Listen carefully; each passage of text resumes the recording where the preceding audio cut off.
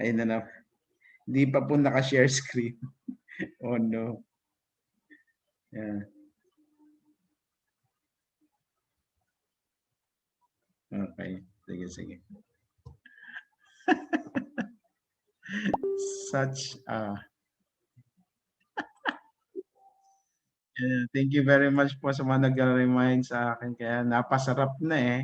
So, di ba? Si Joshua, si Arabel, yan, si Veneranda Serao. Yeah. Natawa ko sa sarili ko. Tanga-tanga ko. Okay. Repeat performance tayo ngayon. Going back. Going back in the corner when I first saw you. Okay. So this is the figure that I was talking about while I was not sharing the screen. Wow.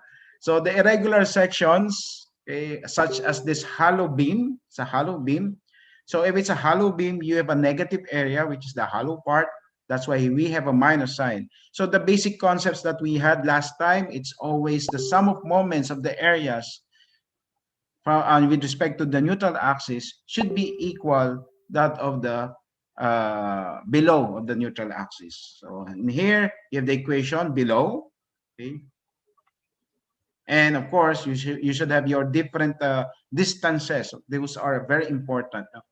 And then you have the concrete stress diagram and that of the steel. But take note, the steel should be in transformed section. So you have Fs over N. From there, we just apply that equation, bkd times 1 half kd minus b prime kd minus t times the quantity of 1 half kd minus t. It is simply the area multiplied by the moment arms equal to that area multiplied by the moment arm d minus kd times n times as. And then we have this using algebra, bang, you have your equation quadratic in kd. The KD is the distance of the neutral axis from the topmost fiber, as you can see from the figure. And then it can be regrouped in such a way that it is in a quadratic form, quadratic equation, ax squared plus bx plus c equal to 0. So in this, you have this a, this term b minus b prime all over 2, your b, which is b prime t plus nas, okay? And letter c is a negative value, which is b prime t squared over 2 all over 2 plus nasd. So substituting those values of A, B, and C in the equation, it's a quadratic formula. Considering only the plus sign instead of plus or minus, you have the KD value. And upon computing the KD, you are now ready to compute for the transformed area moment of inertia. You have the BKD quantity cube over 3. Again, this is the moment of inertia at the base minus, so instead of plus, it is a negative area, so it's minus B prime quantity kd minus t quantity cube all over 3 plus the moment of the moment due to the area nas times d minus kd quantity squared. Again, applying the parallel axis theorem or the transfer formula. The FC is the concrete stress, that is mkd over itr.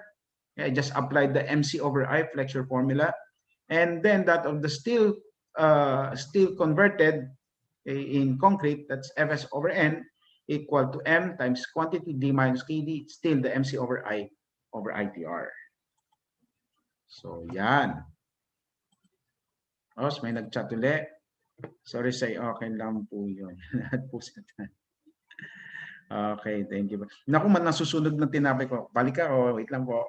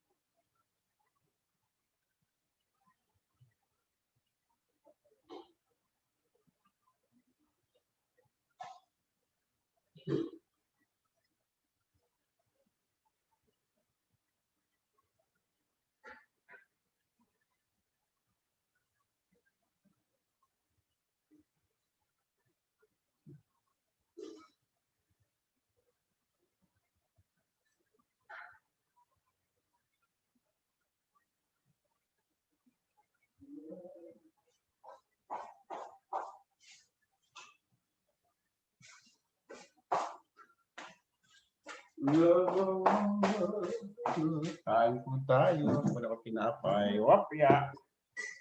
Oops. And peanut butter. Wait. Steamed bread. Wow! There you go. Pwede po tayong kumain habang nagle-lecture. Okay. Pero ako hindi pwede kumain habang nagle-lecture. So magsasalita ako when my mouth is full. Ganun. Hirap yun. Okay. Yung mga issue. Okay. Sinubukan ko po siya. Oops. Meron na naman. Admit.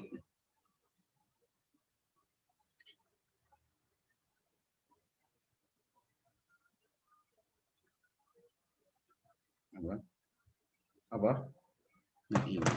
Calculate the stresses for the steel and concrete for the given cross-section. It's a hollow section. When the moments are 70 kilonewtons, 97 kilonewton meter, and 70 kilonewton meters, 97 kilonewton meter, and 200 kilonewton meter. Then compare that to the allowable stresses Fs 220 megapascals and Fc 17 megapascals. So the depth, effective depth is 480 millimeters. The width is 310 millimeters. The negative width, which is the 220 millimeters, the hollow part. And there are given 425 mm diameter rebars. And of course, you have the T, that T value on top, it's 80 millimeters. And the modular ratio equal to 8. 8 lang. 8. What else? So first step, so we go to the step-by-step process. Sarap siguro. Oh, no. Calculate the location of the neutral axis from the topmost fiber. That's the KD. So from the equation that we had a while ago, just get the values of, input the values of 310 millimeters, 220 millimeters, thickness of 80 millimeters, N equals 8, and AS is 625 pi. It's 25 squared, pi over 4, and there are 4. Yeah. You have 625 pi. Okay? So again, the values for A, you may use the calculator po. Okay, ganito po, using your calculator, insert the values for B, B prime, T, and AS. O, ilan ba yon? 1, 2, 3, 4, 5. Meron pa yung D. I forgot the D's for 80. So 1, 2, 3, 4, 5, 6. Available ba na input natin? 1, 2, 3, 4, 5, 6. O pwede. A, B, C, D, E, F. Game. Let A be equal to 310 mm. So input 310, shift, store, letter A. Okay, next. B prime. 220. Shift, store, B. Oh, hindi ko na pwede ipakita to. Basta in-store natin sa letter A, B, C, D, E. Tapos yung F natin yung small d. Okay. So sunod, that is letter B. And letter T natin is 8 mm para sa C. Shift, store, C. Then N is 8. Shift, store, ano na ako? D. And lastly, 625 pi. That is my shift store E. And by small d, I'll be using the 480. 480 small d. Letter F. Okay? So with that, the A value. Okay, punta na tayo sa mode number 5. Then select the quadratic equation number 3. Okay, if you have this calculator, hindi nyo daw magagamit sa, sa board exam, sige, gamitin lang muna natin for the meantime dito. So you have B minus B prime all over 2. So quantity, what is the B? That is letter A. That's my letter A minus B prime. That is my letter B. Okay, letter B. And recall mo lang, then divide by 2. That is my letter A. For my letter B, that would be this term, B prime. So quantity, B prime is letter B minus times T. My thickness here is letter C. Alpha C, recall mo lang. Then plus NAS. What is my N? It's A, B, C, D. Letter D. Letter D. Okay, letter D. And AS. Where's my AS? AS is A, B, C, D, E. Letter E. Alpha E. Yan. What else? That is my letter B now. Okay. And letter C, That is, do not forget the negative sign. Negative quantity. That is, instead of over 2, I have to multiply that's 0.5 times b prime. B prime is letter B. And t squared. My t is letter C. Then square it. Plus NAS. N is A, B, C, D times and then AS. That is alpha E. And times D. That's letter F in my memory. There you go. Enter. I have now the value for KD. Okay, according to calculators, 195.7397054. Are you getting the same answer, guys? Hello? Are you getting the same answer? You know, galing yan, Miss Venerando Serra. Ay, okay, may nakasagot na. Ang bilis, ang bilis. Lester Neil Marfield, Sheena Benedicto. Ayun, sila po ang nakasagot agad. Sayang. Sana meron akong GCash ngayon. Kababayad ko lang sa kuryente. Bibigay sana kahit ano. 10 pesos, 20, etneb, napanood yung Miss Universe Philippines, etneb, sabi taga Manila. Kung bakit naging etneb, 20. So the answer is 195.740. It's a 3 decimal place po. So, ito na po tayo. Okay. The answer is, ay, teka, may D pa pala. Sumingit si D. Yun. You have the A, that's the value of A, big B, big C, and the answer is 195.740 millimeters using the quadratic formula. So with that, we're done with step 1. O, tapos na. Meron ka ng ilan ba yung hati ko dyan? 4 steps yan. May 25% ka na. Panalo na yan. You have to perfect that. So you have to get the transform moment of inertia, step number 2. In checking, by the way, depending on the step that you're having, for example, I'm expecting 4 steps. I should have the different values coming from different steps. So, yan. Next, step 2, calculate transform moment of inertia with the formula shown a while ago. ITR equal to BKD cube over 3 minus B prime quantity KD minus T quantity cube over 3 plus NAS times D minus KD quantity squared. Okay, so again, substitute the values. No? Teka, I have already the X. So that X should be put in my value of X. Yeah, let's try. Okay. 1 again. What is the value of X here? Alpha X.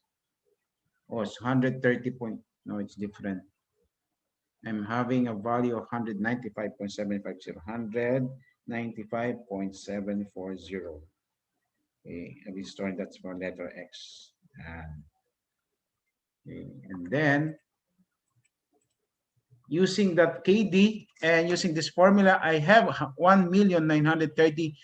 Oh no, it's billion. 1,930,524,381.17. Actually, it's 170 millimeter to the fourth. And with that ITR, I can now solve the stresses. Step 3. So this step 3. Step 3 is to calculate the stresses. Starting with, of course, you have to show the formula. Fc equal to mkd over ITR and Fs over n equal to m times d minus kd all over ITR. And that would be for moment equal to 70 kilonewton meter, substituting the values of kd, the moment, 70 kilonewton meter. Take note, the 70 kilonewton meter should be in Newton millimeter.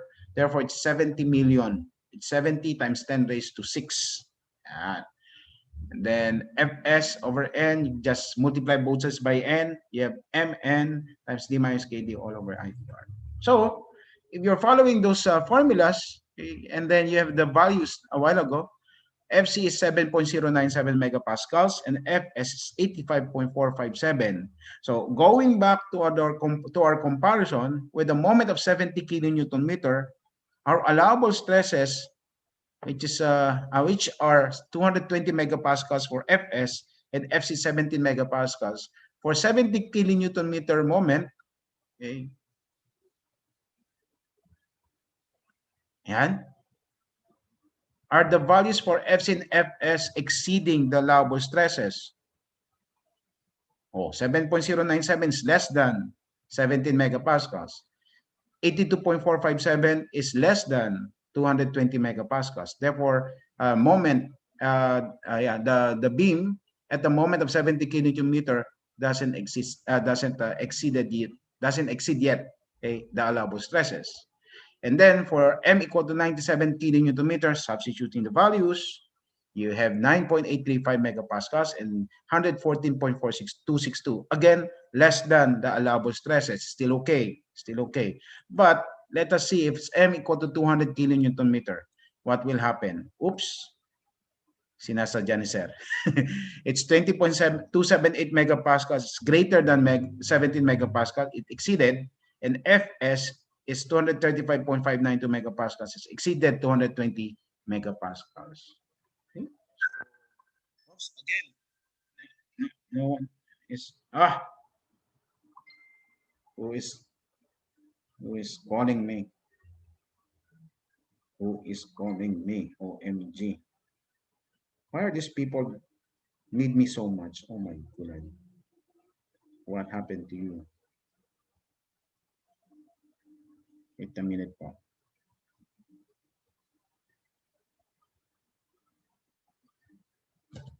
Diyos me. So with that problem, which is a hollow part or irregular, just stick with the it's the principle. That's why it's principle of concrete design. Stick with the principle that the sum of moments below should be equal to the sum of moments above the neutral axis, and then you can make your own equation. For example, if it's a combination of a slab and a rectangular beam, and it is made one compact section, you have this what we call T beam, okay, the T beam section or an L beam section, okay. So using that principle, and it's already this uh, demonstrated to you in your textbook. It's already there. Okay, so I don't have to elaborate it further. But what was discussed, okay, to you are actually complete. Okay, and you just apply the principle, and then you can get the correct solution.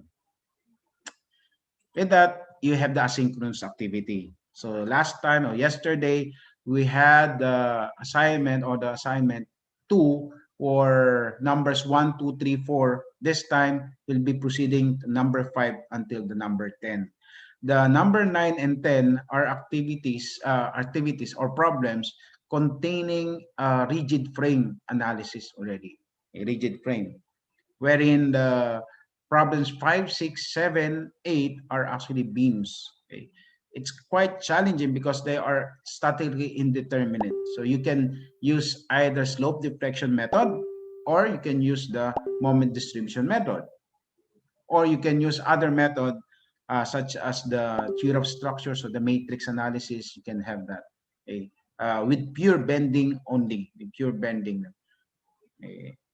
So these are your asynchronous activity numbers. From the book of Engineer Alberto C. Cañete, The Principles of Concrete Design, pages 32 to 33, numbers 5 to 10, back-to-back po yan. This will be submitted next week na lang, October 31, 2020, through my email address, mbbailon@pup.edu.ph. So, it should be on or before naman. You can do it earlier, before 31, that's better. Okay, or you can do it on the day, October 31, 2020. Okay. It should be 11:59, just the last date, 11:59 p.m. of October 31. So the subject matter or the subject heading of your email should consist this: concrete assignment number 3, your surname, given name, and middle initial. And the file name should be concrete assignment dash assignment 3 dash your surname, given name, and middle initial in PDF. Okay. You can save it in the Microsoft Word and save it as a PDF. Pwede din po yun. Or then one email only per student. One email only. Gada isang assignment, isang email po yan per student. Okay, so that's it. Are you done with the attendance? Sorry, sir. Maraming salamat po sa pagpapaalala sa akin at may tumawag pa talaga at nag-text. Maraming salamat. Eh,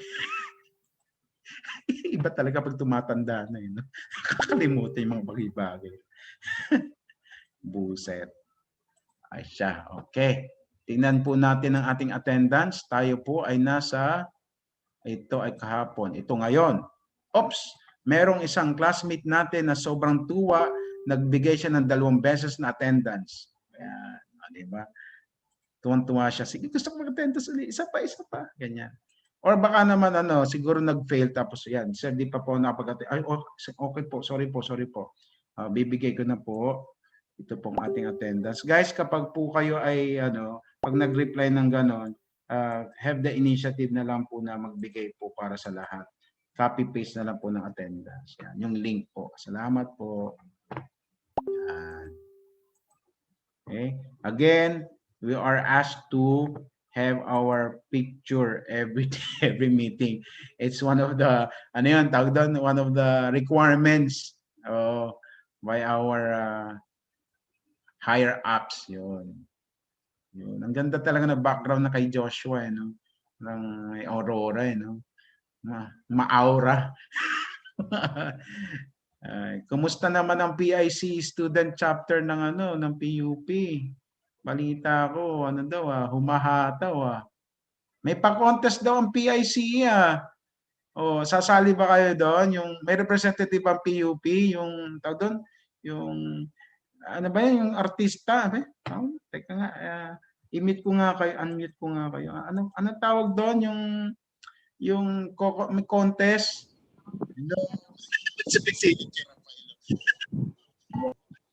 Contest na sa PIC. Ayun na naman, sumisilip din kay Lea mo. Curious no? Ito, kalbo yung professor namin, no? Ayan, kita mo, walang buhok. Naubos na sa kakaaral. Ayan. Ayan. Iyon ba yung PIC idol? Pwede po kayo mag-mute. Unmute. Tama ba? Idol? Anong nangyari sa inyo? Sige, picture na lang tayo. Ayun mapag-usap sa akin eh. Ay, 1, 2, 3, pause. Teka, salamin ko. Nagre-reflect kasi yung Okay, isa pa. 1, 2, 3, pause. Okay, take 1 yan. Take 2. 3 beses po tayo lagi. 1, 2, 3, pause. Yan. Dadalwa lang pala eh. Kala ko 3 yung ating window eh. Okay po. Maraming po salamat sa ating pagdalo. Pagdalo. Parang tayo may ang tawag doon. Kulto no? Pagdalo. Yan po. Okay, so that is our last part of the WSD guys. Nakakagulat ka. Sino ka? Pakinala ka. Ano? Bakit? Nakakagulat ka. Jonas. Okay. Sige. Okay. Maraming salamat sa pag-meeting. Yan. Okay. So yan po. By next meeting po, mag-quiz na tayo. Next meeting. Ano gusto nyo? Sabado or Biyernes? Yan. Ang Biyernes, gusto ng Biyernes ay heart. Biyernes. Kapag thumbs up, Saturday ang exam natin. Okay? 1, 2, 3, go! Uy, majority. Majority Nako. Joshua, sayang. Majority talaga eh. Sige, I'll be giving our first quiz on Saturday, on a Saturday. Okay. Yan po, same po, 4:30 to 4:30 to 6. Okay, 4:30 to 6. Okay. So, surprise ko na lang kayo paano examination ha. Surprise na lang. Para first time nyo makikita pa paano magpa-exam. It's online. Okay? Imposibleng hindi mo online. It's an online exam. Okay? Sige, bigyan ko na kayo hint. Okay. It's a multiple chance type of examination. I'm not telling you it's multiple choice. It's multiple chance. Tingnan nyo sa Google. Paano nga multiple chance si Sir Bailo, no? Okay, so yun lang po. That's a hint. Okay, it's automated. It is a digitized type of examination. Alam ba mag-cellphone? Sige, you can open all your notes. No problema. Okay, you can open all your notes, your formulas. You can open your your classmates. Gusto magkakatabi kayo? Aba, yan ang mahirap, no? Magkakatabi. Pagka pa nagpa-exam po tayo, dapat po bukas po yung ating video. Yun po. Paano sa yung mga walang video? Ay siya. Ganun na nga po. Okay, meron pa po ako isang linggong pag-iisipan, paano ang examination, paano, baka pwede kong i-modify. Kaya-kaya nyo yun. Basta you have the book, you can study all the examples, then you do the assignments, and you'll be doing good in your exam next week, Saturday. Okay? So that's it po. Good luck next week for the first quiz. Bye-bye.